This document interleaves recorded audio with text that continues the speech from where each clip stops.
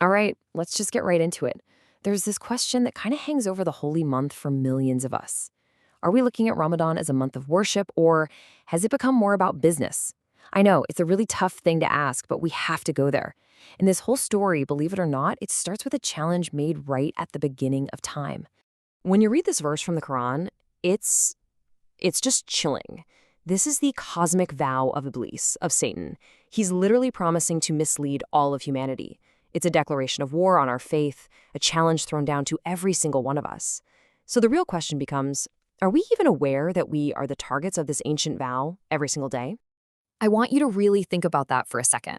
How does the world around you, all the ads, the sales, the expectations, how does all that pressure actually affect your spiritual journey this month? I genuinely love to hear what you think, so please share it in the comments. You see, this ancient challenge, it's not some abstract idea anymore. It's playing out right in front of our eyes. And sadly, today, the holy month of Ramadan itself seems to have become a prime target for this very deception. We get caught up in this massive web, often disguised as good deeds, that slowly hollows out our society from the inside, pulling us further and further away from our true purpose. So how does this even happen? Well, it all starts with a fundamental shift in how we see things. Ramadan is no longer just a religious observance. For so many, it's been transformed into this huge, month-long cultural festival. Now, what's really fascinating, and frankly, deeply ironic, is this transition. We have slowly, almost without noticing it, turned the month of fasting into the month of food. The one month that's supposed to be about patience has become all about indulgence. And the time for spiritual focus, it's now a full-blown consumer rush. Just think about that for a minute.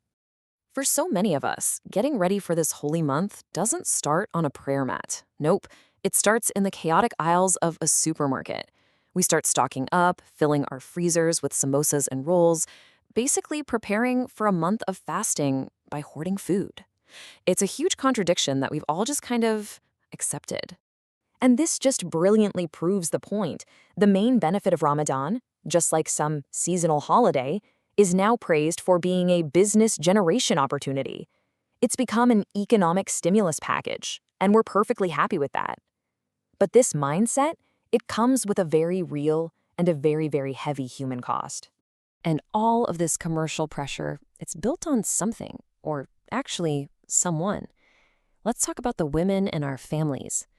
For them, has this month really become an act of worship, or has it turned into a sentence of just endless, exhausting labor?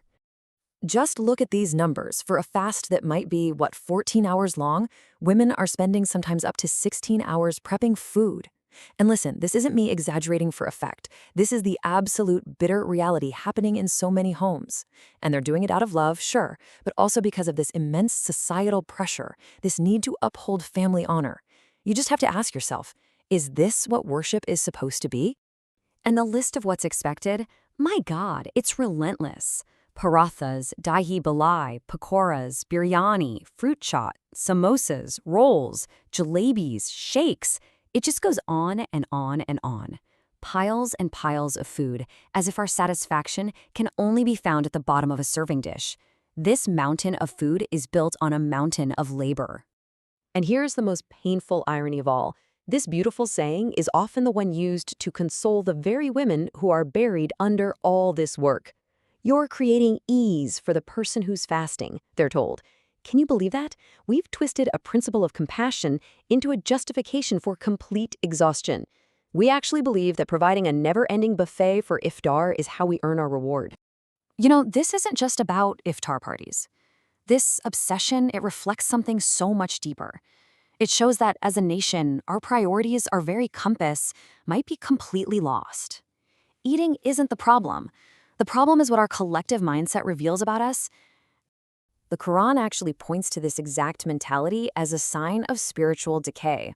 When the children of Israel demanded all sorts of variety from their prophet, saying they couldn't be patient with just one kind of food, it wasn't really about cuisine. It was about losing focus, a fixation on worldly desires instead of spiritual gratitude. Now, take a hard look at our own Ramadan tables. So, here's the crucial point.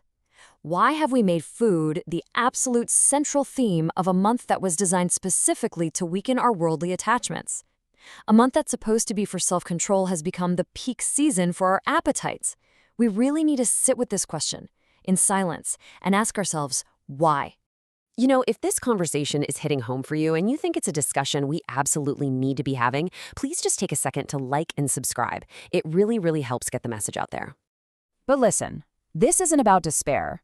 It's about a course correction. It is possible to reclaim the spirit of this month. We can find our way back to its true name and its real purpose.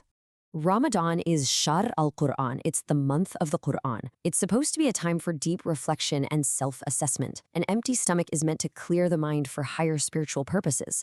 But what do? We fill our stomachs so much that the only things that follow are drowsiness, which we cure by sleeping, or just mindless scrolling on our phones. So what's the path forward? Well, it's actually pretty simple, but that doesn't mean it's easy. It starts with less food and a lot more focus. It means carving out quiet time just for yourself. It means truly reading and understanding the Quran, not just reciting the words. And it means practicing harsh self-accountability and actively trying to control our worst habits. You know the ones, the gossip, the lies, the anger. And that brings us to the final and honestly the most important question of all. Because this isn't just about talking theory, right? It's about taking action.